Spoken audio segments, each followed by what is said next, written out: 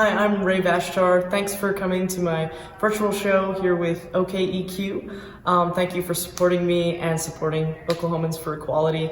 And I'm going to tell you a little bit about the background and some of the different pieces that I have here. So in the series of pieces here, this is chronologically the first one. I painted this while I was in college. Actually, part before I had to drop because I was really physically sick, and then actually finished it afterwards. So it started as a project and ended as a personal piece. This one is called Where the Daisies Grow, and it's really about the cycle of life and about the recycling of energy through nature. And this is where I really started to define the style that I like to work in with the color palette, the brush strokes, and it was one of the first pieces where I was able to just really be myself through painting without trying to conform to any particular style, and just be able to start defining the visual language that felt comfortable for me. So this is a really sentimental piece for me. It usually hangs in my living room where I look at it all day. That's a little weird to be looking at this guy all day, but you know, it makes me feel comfortable, so I really enjoy this piece. This is Spectra, the Unbound, and she represents my experience as a person on the autism spectrum. So the background of this piece is mixed media, and it's actually a collage of different notes that I've written during meltdown episodes where I'm not able to verbalize. So any notes that I've had to write to my partner to explain kind of what's going on. These are really difficult moments, difficult times. And I wanted to reconstruct it into something more positive. So I took them and sort of wove them together. And Spectre herself represents, here's the broken mask of a normal kind of what we would consider sort of a normal human face, and she's breaking out of it. And these sort of rainbow veins represent the feeling of emotion in your whole body. That's something actually pretty common for neurodiverse people. This is sort of the center of emotion, and her eyes are gemstones that represent she sees things refracted and perceives things in a different way. And even her mouth is something different than what we would normally use to communicate. And her mind is loose, it's on fire, it's something maybe a little different than what most people experience. And her lightning hands sort of represent the feeling of this electricity charged, because different sensations with the body is actually something super common with people on the autism spectrum, and I wanted to sort of represent that in a piece and have something that other people like myself who've had similar experiences could kind of relate to. This piece is called Flight of the Necromancer's Wife. And sort of the backstory that I imagine for the piece is that this woman has been constructed and put together by a really unkind person, and you can see she's still connected to whatever device he has here to hold her. But it's really about rebellion from the sort of creation of things that might have created you in a way that was not kind or abusive, and she's pulling away. And even though it's painful, it's a really powerful moment. This section sort of coming out of her mind are these chains that are broken. These are feathers from a red-winged blackbird, and these are parts of a study on healing of trauma in women who have been in abusive situations. I find this piece to be really powerful. I really like the use of the color yellow. I consider that color to be extremely powerful, at least in my life, and hopefully that's something that is able to translate.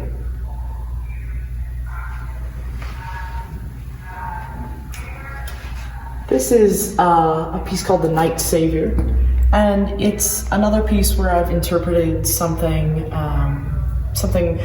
as far as an emotional experience in a physical form. And this is actually about being in the dark and feeling like something is there or something's watching. But the Night Savior isn't really a negative figure. In fact, it's more about taking control of these feelings of fear or isolation in the dark, and he is a positive figure. He's watching, but he's taking care of you. So I like to reconstruct negative emotions as something positive.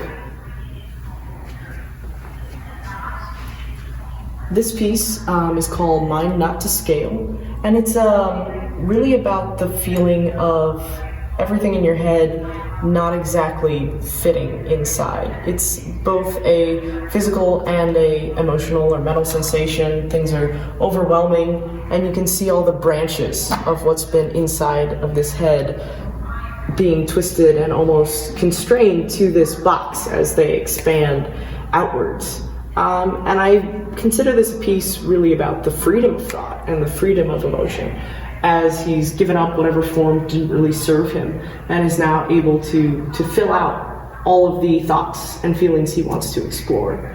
The edges of this piece are paper that has been burned and then connected to the piece to kind of further that feeling of ripping out of something.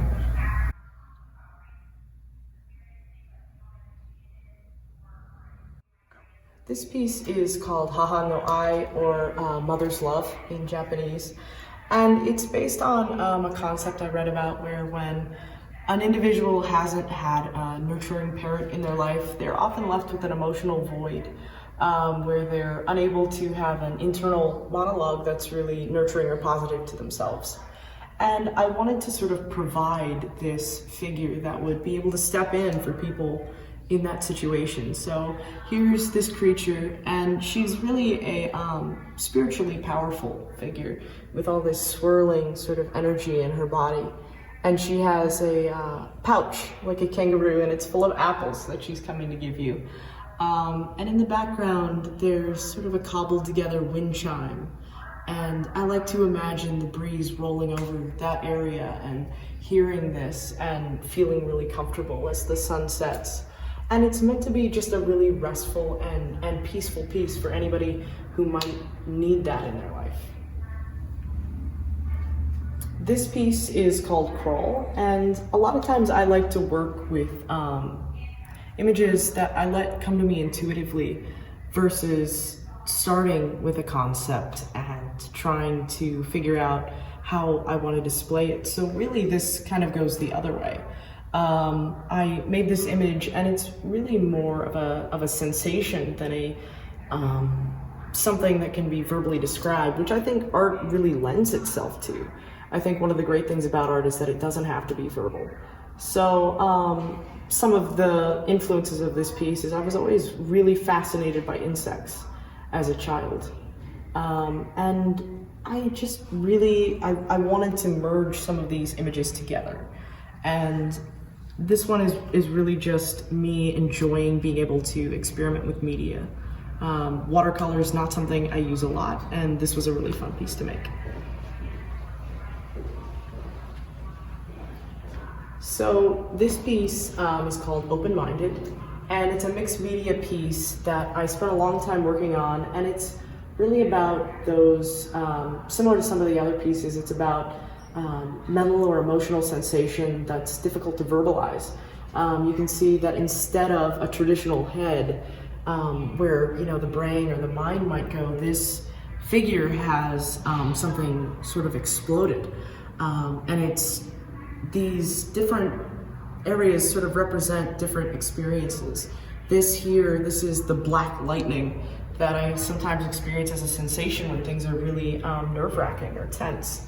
And here's these little white and green patterns that I used to sometimes imagine when I was younger and I was really tired and wanted to go to sleep. There's some suggestions of the edges of butterfly wings as flight comes out as these little fragments of knowledge with these books and things. This is a wasp nest that's been totally impregnated with resin. And seeing it, there's just a certain quality to the texture of it. And I wanted to weave these things all into sort of a, not exactly cohesive, but a connected, almost consciousness. These are the microchips from inside of an old DVD burner. And that sort of represents some of these thoughts moving through all these little channels that I wanted to build. And I built out of things like paper clay, built up paint, some of it's wax. Here, these veins are made out of, it's the kind of material you would use for 3D printing, but it's built one strand at a time with a device that looks sort of like a pen. And it's just a collection of things that I've collected and feel like are connected into this figure's mind.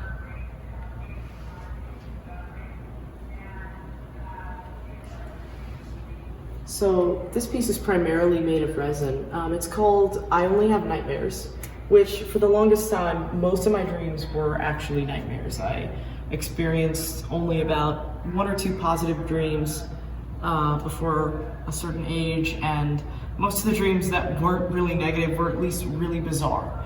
And it's that sort of feeling of being surrounded or drowned in these sort of negative emotions, almost an ocean. And each of these was individually cast with a sculpt. I sculpted a skull and a face out of clay. I made the mold and just cast them individually. And I feel like almost a part of the power intrinsic to this piece is the process of going through and individually making these over and over in sort of a rhythm. I feel like process and final product are really connected.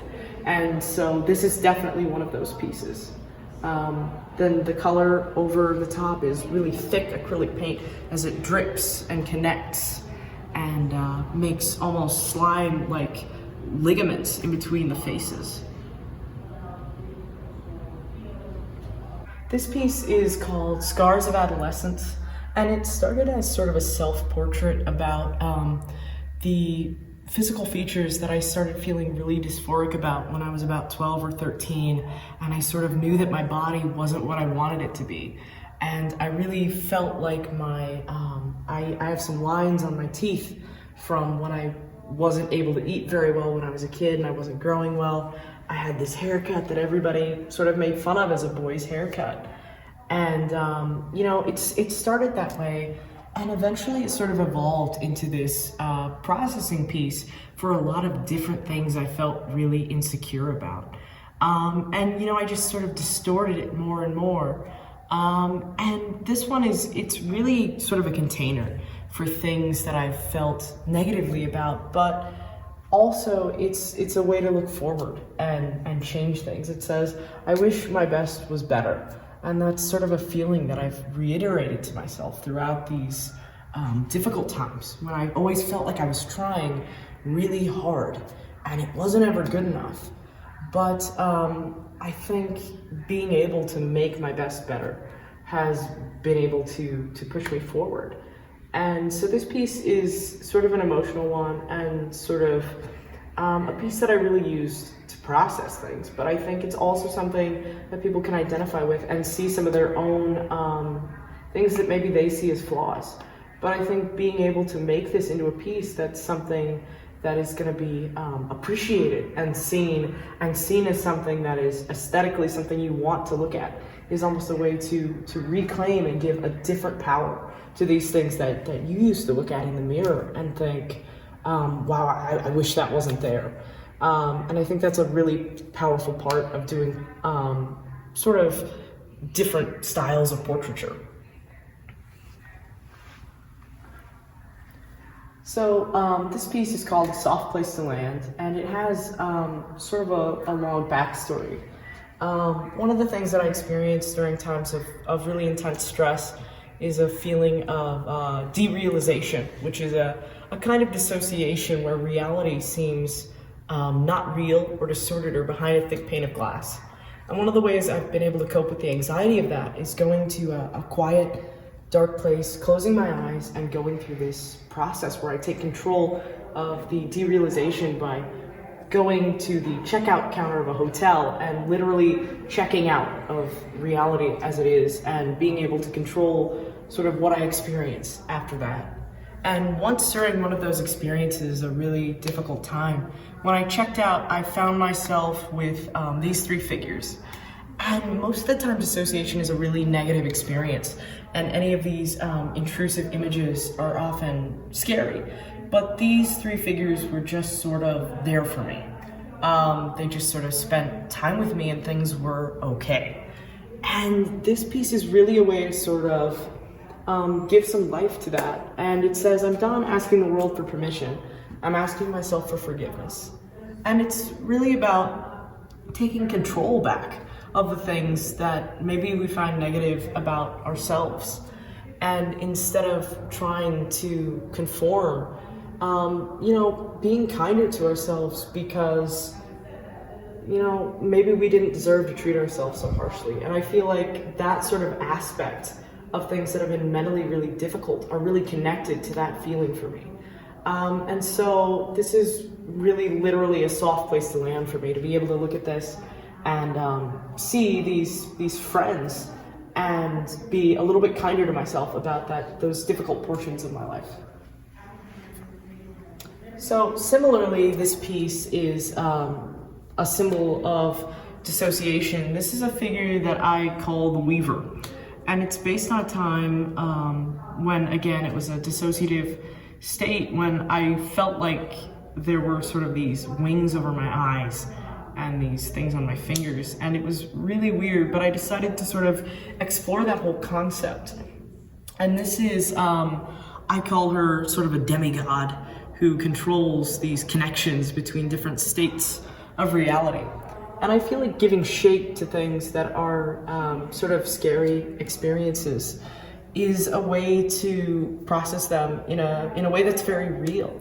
And it's also just an extension of being able to control your sense of reality in times that maybe feel a little bit disconnected.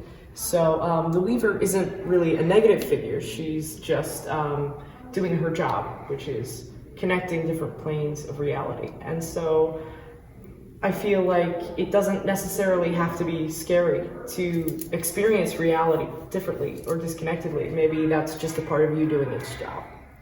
Thank you guys for joining me and for listening and letting me share a little bit about this artwork.